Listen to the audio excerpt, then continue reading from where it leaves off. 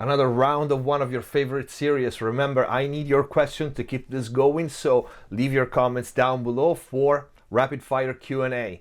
Let's get to it.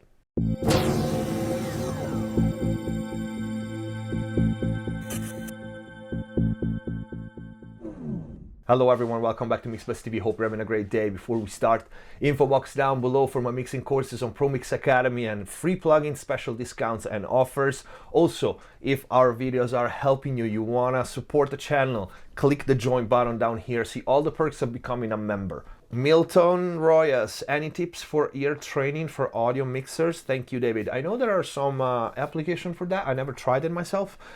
I think the only ear training that I feel like supporting is listen to a lot of music on a lot of different systems. That's for me the best ear training.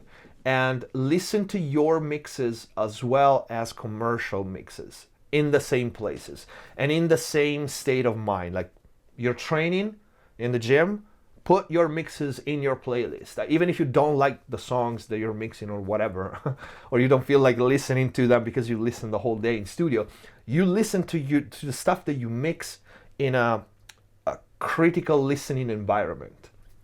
In an analytic mindset, you're mixing, you're working.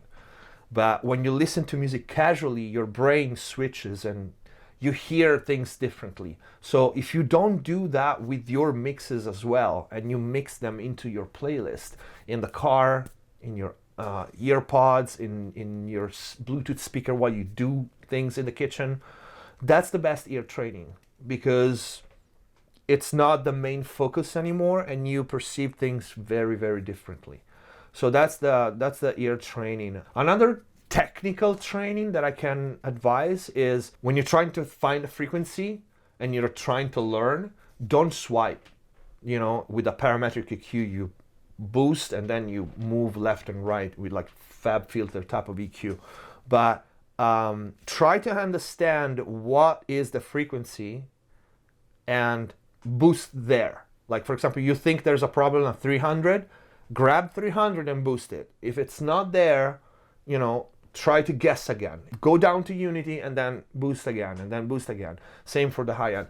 This way you start to recognize, even without, you start to train your ears to have almost perfect pitch when you play a note and you know what that is. It can be trained with EQ as well. Don't swipe. Just aim for a frequency that you think is that, and if it's not that, try another one. And with time, over time, you will nail it.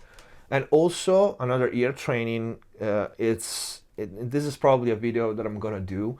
It's use classic EQs like API, Neves, SSL. SSL is a semi-parametric.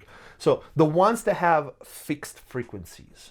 Why? Because there's a reason, because we still use those EQ even though we have fab filter that can do everything. There's a reason because we have those EQ, and I advise to use them, to have them and use them, because those are key frequencies that work on everything.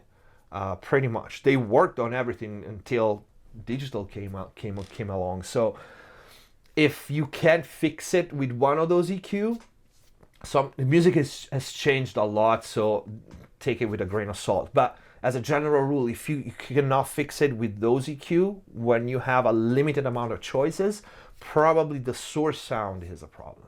But yeah, that's the only ear training that I can think of. I hope this answered the question.